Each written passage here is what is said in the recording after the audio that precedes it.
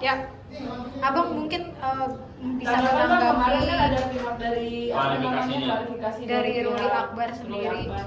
Banyak membantah juga bahwa tidak ada penipuan senilai 200 juta ini, Bang.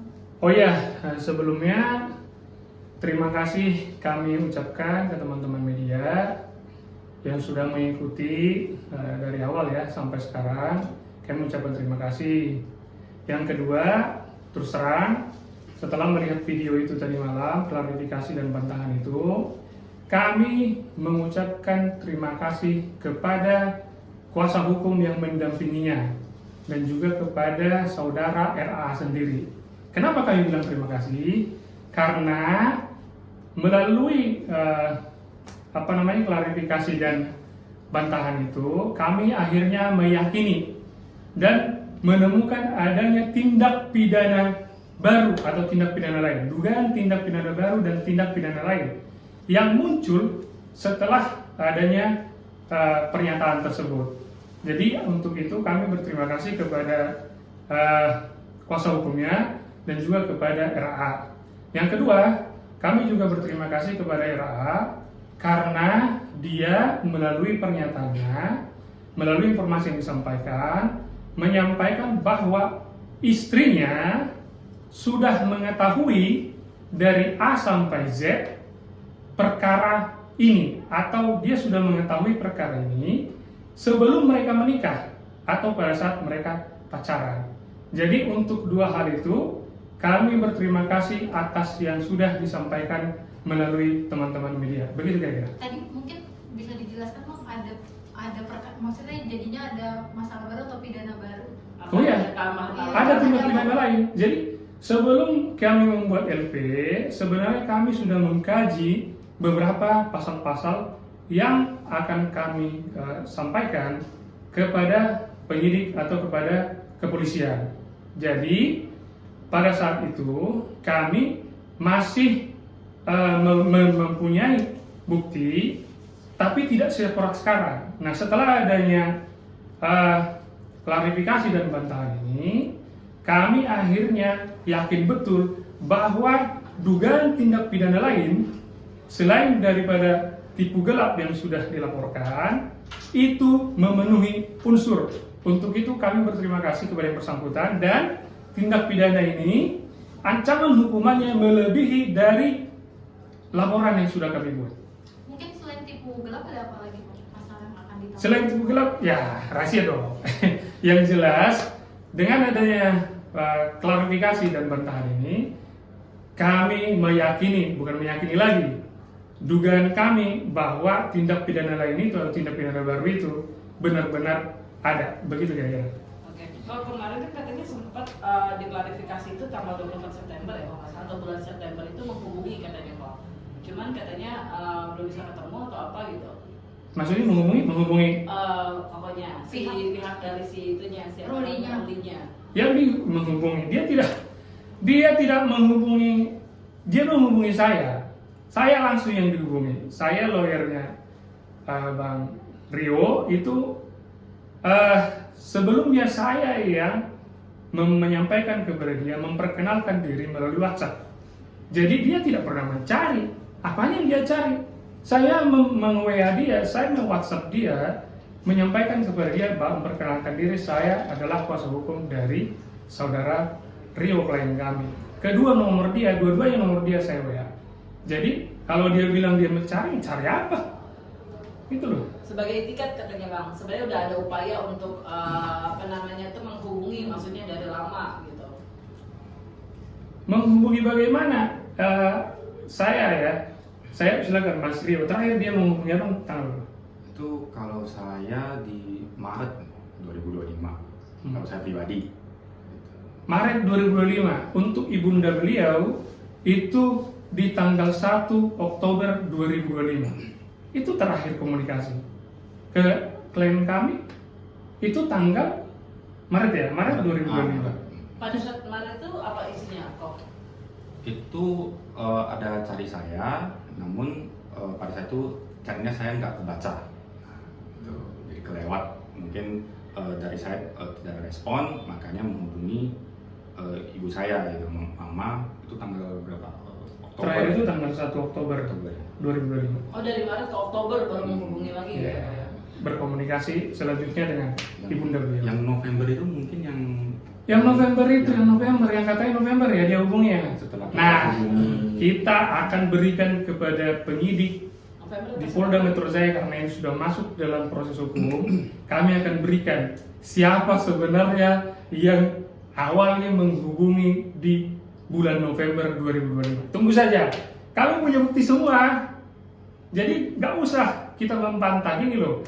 Kalau saya berada di posisi seperti ini, saya tidak akan membantah apalagi mengklarifikasi. Saya akan menemui orang yang bersangkutan hukum dengan saya dan saya akan meminta maaf. Saya akan membawa berapapun uang yang saya punya, tapi kelihatan saya bawa misalnya saya bawa 20 juta. Pak, mohon maaf saya punya uang 20 juta. Saya dengan etikat baik saya akan melunasi kekurangannya. Saya akan sampaikan kekurangan. Itu loh etikat baik. Atau dia membawa misalnya benda berharga yang bisa dinilai supaya apa? Supaya orang yang bersangkutan hukum dengan kita punya kepastian bahwa kita akan membayar seluruhnya. Jadi bukan dengan janji, bukan datang saya temui, saya ajak ngobrol, tapi saya bikin janji lagi, berarti janji-janji palsu dong, gimana sih urusannya? Ya Bang? Iya. Jadi semua janji palsu jadinya, gimana urusannya itu? Oke Bang, masalah 200 jutanya gimana Bang? Katanya menurut pihak dari klarifikasi yang di sana, katanya sebenarnya cuma 200 juta, tidak seperti yang dibilang di berita yang beredar lah 300 atau 400 gitu. Ya, saya jawab. Apa yang jawab ya? Jadi gini, dari awal kita konferensi pers itu kita sampaikan nilai investasi yang ditransfer itu sebesar 200 juta.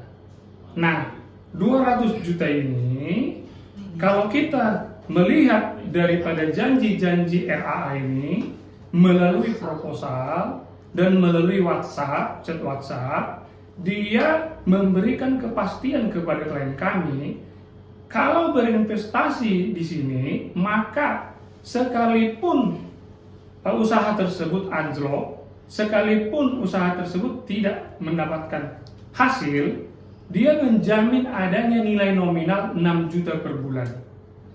Nah, 6 juta per bulan itu kalau kita kalikan 24 bulan, hasilnya berapa? Ratusan juta kan? Ditambah 200 juta berarti dikurang uang yang sudah dia berikan, pembagian hasil yang diberikan, maka itu kurang lebih 300. Itu di nominal, kurang lebih 300. Nah, 400 itu kita mengambil dari mana? Nilai investasi 200 juta ditambah tadi minimal ya, minimal pembagian profit. Ada juga di range maksimal pembagian profit. Bisa 10 juta, bisa 15 juta. Kita ambil 10 juta aja, jangan 15 juta. 10 juta kali 24 itu 240 juta. Tambah 200 juta itu udah 440 juta. Benar ya? Makanya saya selalu bilang kurang lebih 400 juta. Kalau kita ngambil di minimal kurang lebih totalnya 300 juta. Kalau kita ngambil di maksimal kurang lebih totalnya 400 juta. Begitu loh kira-kira. Oke Bang, tadi saya reaksi ya, itu 24 September 2024 katanya sudah pernah mencoba menghubungi duluan. Jadi September 2024. Menghubungi siapa? Menghubungi Karyo. saya 2024. Iya. September 2024. melalui apa ya? Kalau dari WhatsApp sih udah pasti terakhir Maret. Gini, Dari WhatsApp. mungkin saja memang, tapi karena dirimu kan terakhir berhubungan Maret di 2025, bisa aja memang di situ. Tapi yang jelas pada bulan Februari 2024, Mas Ari ini kan sudah ada, karena dia terakhir memberikan pembagian profit itu di Januari 2024. Jadi masalah ini sudah ada mulai dari Februari 2024, ketika dia tidak bisa memberikan pembagian profit. Dari Februari 2024 sampai dengan sekarang itu udah 2 tahun. Ini mana etikat baiknya? Gitu loh. Kalau punya etikat baik, saya sudah sampaikan tadi. Kalau kita punya etikat baik, kita bawa uang tunai berapa, kita sampaikan langsung ada bukti fisiknya. Sehingga apa? Orang yang berurusan hukum dengan kita mempunyai semacam pertimbangan lah. Apakah saya akan memberikan lagi kepada orang ini kesempatan? Ini kan tidak ada. Semua yang disampaikan janji-janji. Bahkan ketemu kami pun dia berjanji juga. Udah ketemu lawyer nih, pada saat kemarin di salah satu tempat minum kopi, dia janji juga. Tidak membawa apa-apa, tidak membawa kepastian. Apakah itu dalam bentuk uang tunai, apakah itu dalam bentuk barang, apakah itu dalam bentuk surat berharga, sehingga ada jaminan, ada etikat baik itu.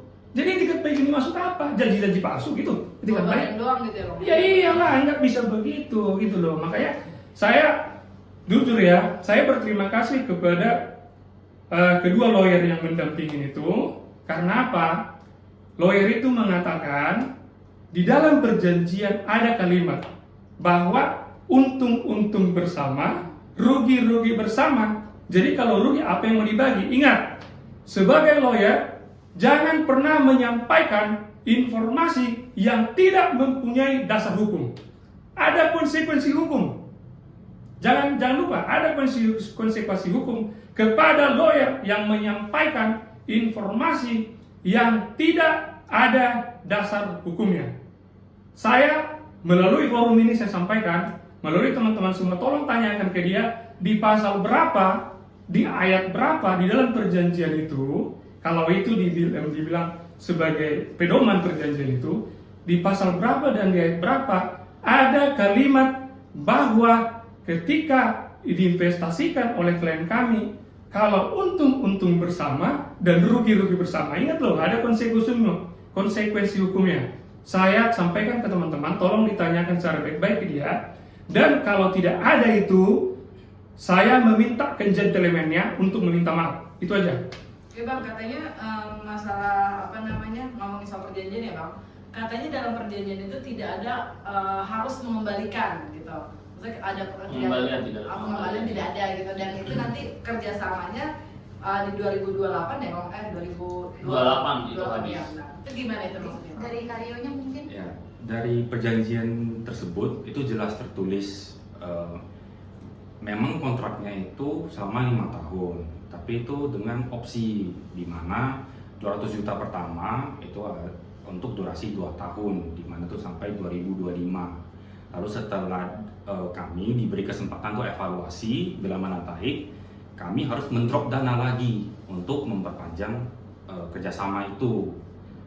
Jadi kerjasama ini ya bukan sampai 2028, itu sampai 2025 karena memang dari Februari sudah bermasalah gitu kan ya. Dan tidak wajib mengembalikan itu sudah jelas tertera di kalau berakhirnya perjanjian itu secara tidak baik, di mana ini kan berarti tidak memberikan pembagian hasil, itu ditulis secara jelas dari pihak yang menerima investasi harus mengembalikan nilai investasi secara penuh sampai harta pribadinya.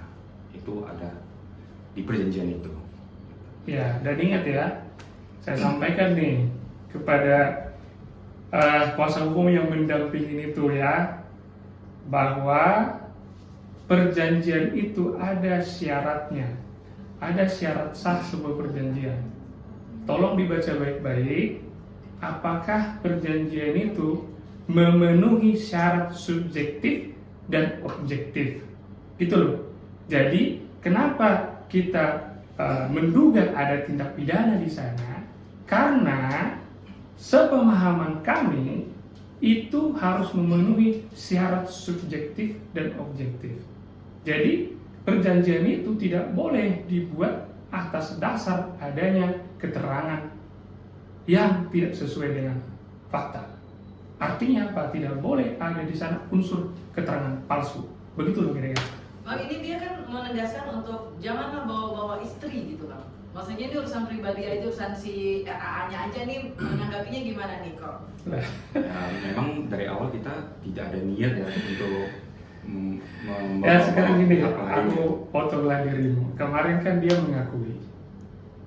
Dengan gak sih kemarin dalam klarifikasi dan bantahan itu 3 kali, kalau nggak salah ya, tolong dikoreksi, 3 kali teman wartawan menanyakan apakah istrinya mengetahui atau istrinya terlibat.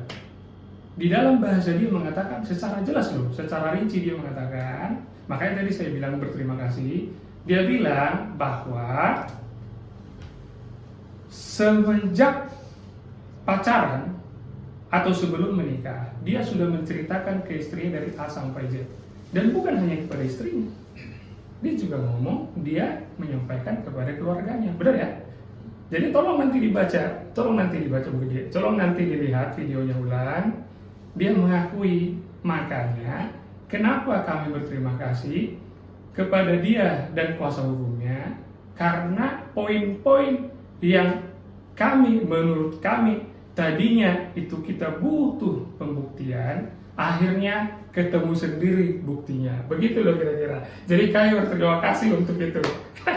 Begitulah. Oke Bang, dan ini kan tadi Abang sebut bilang nih ada bukti yang barunya dan termasuk tadi ya bukti baru dari video tersebut, ucapan dari kuasa hukum gitu. Kalau dari situ sendiri apa sih Bang mungkin yang kena dari pidana dari yang mereka berikan klarifikasi itu? Ya, itu rahasia ya. Karena ini sudah masuk proses hukum, kami sekali lagi berterima kasih dengan adanya klarifikasi dan bantahan ini, sehingga kami akhirnya menemukan tindak pidana baru, dan itu ancaman hukumannya melebihi dari tindak pidana yang sudah kami laporkan, yaitu 492 dan 486. Gitu loh. Jadi terima kasih banyak untuk itu, dan sekali lagi saya ingatkan, tolong ditunjukkan isi dari perjanjian itu yang mengatakan bahwa ada kalimat kalau rugi bersama, untung bersama, dan kalau tidak ada keuntungan tidak ada pembagian profit. Begitu aja ya. Oke. Sedikit Mas Rio, sedikit ada apa yang sih? mau disampaikan mungkin? Ya, untuk penegasan pesan buat RAA. Ya mudah-mudahan ini seharusnya tidak perlu sampai seperti ini ya, tapi kita juga terpaksa menempuh sampai jalan hukum. Jadi ya mudah-mudahan semua berjalan baik dan terselesaikan dengan baik. Begitu. Nanti udah damai atau gimana? Ya nanti kita lihat saja perkembangannya. Ini kan kita juga sudah sampai kepolisian gitu ya. Mengikuti alur yang sudah Iya, berjalan aja. iya benar, mengikuti alur saja. Boleh sedikit. Ya boleh. Buat karena kita belum dapat hikmah. Mas Rio mungkin mengingat pada awalnya dulu ya gitu. Apa sih mungkin yang waktu itu Mas Rio tuh akhirnya bisa menginvestasikan, tergiur apa sih mungkin dari ucapan dari si. Jadi investasi itu ya. Jadi kalau Sate Mes sendiri ini kan sudah berdiri dari 2022, ya udah setahun lah. Dan kita kerjasamanya itu masuk di tahun 2023. Ya. Dan jadi selama kita ada diberikan laporan selama 6 bulan terakhir, dan di 6 bulan terakhir itu nilai profitnya itu cukup menjanjikan. Itu poin 1 ya.